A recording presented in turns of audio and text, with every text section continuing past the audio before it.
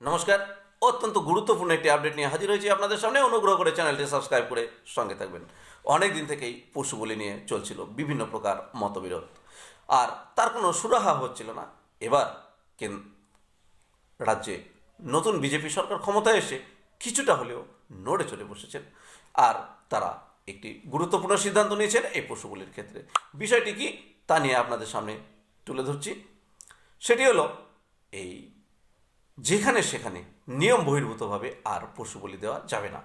এবার থেকে যেখানে সেখানে নিয়ম বহির্ভূতভাবে পশু বলি দিলে তা দণ্ডনীয় অপরাধ হিসেবে গণ্য করা হবে।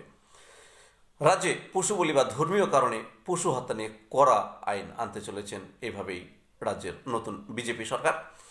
স্বরাষ্ট্র দপ্তরের তরফে এক বিজ্ঞপ্তি জারি করে তা জানানো হয়েছে।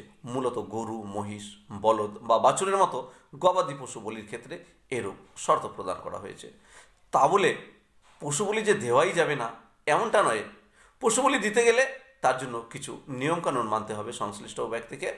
পশু বলি দিতে গেলে সংশ্লিষ্ট পুরসভার চেয়ারম্যান বা পঞ্চায়েত সমিতির সভাপতি এবং একজন সরকারি পশু চিকিৎসকের থেকে যৌথভাবে পশু বলির জন্য শংসাপত্র নিতে হবে। সেই সাথে পশুর বয়স ও শারীরিক অবস্থাও দেখে নিতে হবে। বলা হয়েছে পশুর বয়স অন্তত 14 বছরের বেশি হতে হবে। পশুটির বার্ধক্য, আঘাত, বিকৃতি বা অন্য কোনো দুরারোগ্য ব্যাধির কারণে স্থায়ীভাবে অক্ষম হয়েছে কি না তাও দেখে নিতে হবে। এই ধরনের শংসাপত্র প্রদানে যদি কোনো কর্তৃপক্ষ অস্বীকার করেন তবে তারও কিন্তু ব্যবস্থা রয়েছে।